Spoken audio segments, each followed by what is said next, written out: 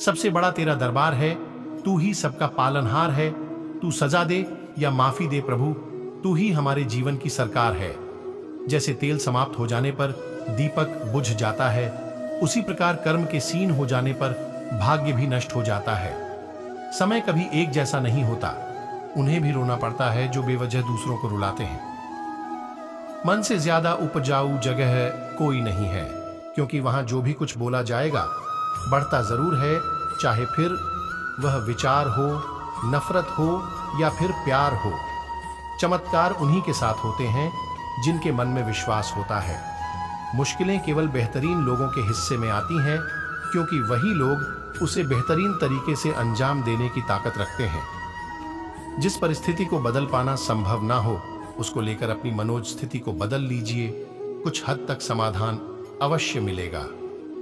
अगर तुम्हारे ख्वाब बड़े हैं तो तुम्हारा संघर्ष कैसे छोटा हो सकता है। जहां अपनों के सामने सच्चाई साबित करनी पड़े, वहां बुरे बन जाना ही ठीक है।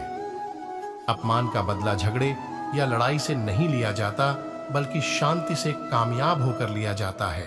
आशा और विश्वास कभी गलत नहीं होते। यह हम पर निर्भर करता है कि हमने आशा किससे की और विश्वास किस पर किया।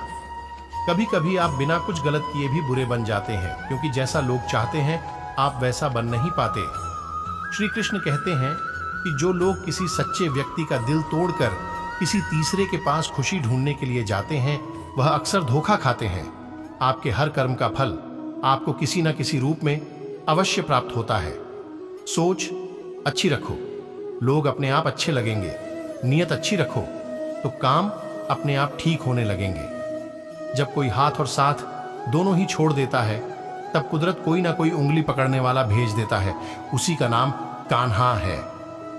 प्रेम एक ऐसा अनुभव है जो मनुष्य को कभी जीतने नहीं देता। प्यार या प्रेम एक ऐसा एहसास है जो किसी भी इंसान को कभी भी असफल नहीं होने देता। और अहंकार या घृणा वह एहसास है जो किसी भी इंसान को कभी भी सफल नहीं होने देता। जीवन ना तो भविष्य में है और ना ही अतीत में। जीवन तो बस इस पल में है, केवल इस पल में। जो मनुष्य अपने जीवन को अपने अतीत या अपने भूतकाल के भरोसे जीते हैं, उन्हें श्री कृष्ण मार्गदर्शन देते हुए कहते हैं कि मनुष्य का जीवन ना तो उनके भूतकाल में है और ना ही भविष्य काल में है। मनुष्य के जीवन का असली सुख उसके वर्तमान काल में ही है। इसलिए हर मनुष्य को अपने वर्तमान के जीवन का पूरा आनंद लेना चाहिए और निस्वार्थ भाव से सत्य कर्म करते रहना चाहिए। राधा ने श्री कृष्ण से पूछा, प्यार का असली मतलब क्या होता है? श्री कृष्ण ने हंसकर कहा, जहां मतलब होता है वहां प्यार ही कहां होता है। श्री कृष्ण कहते हैं कि जिस प्रेम के रिश्ते में स्वार्थ, अहंकार या मतलब होता है, वह रिश्ता प्रेम का रिश्ता कभी नहीं कहला सकता। क्योंकि प्रेम के रिश्ता निस्वार्थ होता है, यानी प्रेम के रिश्ते में कोई स्वार्थ नहीं होता। राधा कृष्ण का मिलना तो बस एक बहाना था, दुनिया को प्यार का सही मतलब समझाना था। श्री कृष्ण और राधा दोनों ने ही इस पृथ्वी पर कुछ विशेष कार्य को पूर्ण करने के लिए अवतार लिया था।